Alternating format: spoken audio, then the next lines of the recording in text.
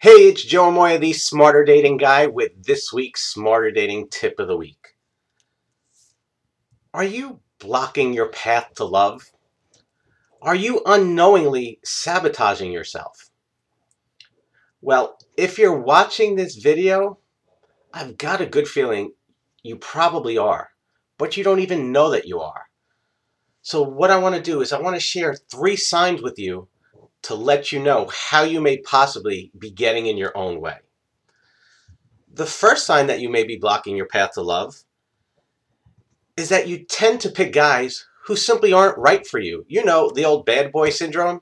You know, the guys who are real exciting, who aren't boring, who make you chase them. Or maybe you pick guys who simply can't commit or who are emotionally unavailable.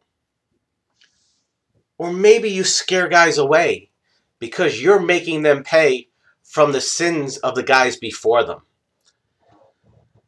If you sit back, you're going to notice a pattern, okay? So simply notice it. Don't judge yourself. Don't beat yourself up, but simply notice that, hey, you know what? I do tend to pick certain guys, or I do tend to run away, whatever it may be, because the only way you can overcome these obstacles is first and foremost to become aware of them. The second way you may be blocking yourself on the path to love is by staying in relationships where you are unhappy. You make excuses and you justify for why it's okay. You say it's okay because you love him or he loves you, and I get that. But as I posted in a blog post several weeks ago, sometimes love isn't enough. You know what? I'd rather simply like someone and be really happy than love someone and be miserable. How about you? Or maybe you're telling yourself that, you know what, things will get better. He'll change. By me being there for him, he's going to see the light and things are going to turn around. Or maybe you're telling yourself that, you know what, you'll learn to live with it. It's not as bad. Okay? I want to share something with you. It's something that I wish someone would have told me many years ago. What you see is what you get. If you think he's going to change, if you think things are magically going to get better, you're lying to yourself. So get real, be honest with yourself, and realize and simply ask your question. Has my experience shown me that I'm headed in the right direction? And if you can't honestly answer that question and say, yes, I am confident by what I'm seeing and what I'm experiencing that I'm going to have everything I desire, then it's decision time. The third way you may be blocking yourself on your path to love is by operating from a place of fear. You don't do things because you want to. You do things because you feel you have to. You're afraid that if you do what you really want to, you're going to have to make some tough decisions and some tough choices. So instead of facing that, you just avoid it. You don't speak up when you want to because you're afraid if you do, the guy isn't going to like what you have to say and he's going to leave.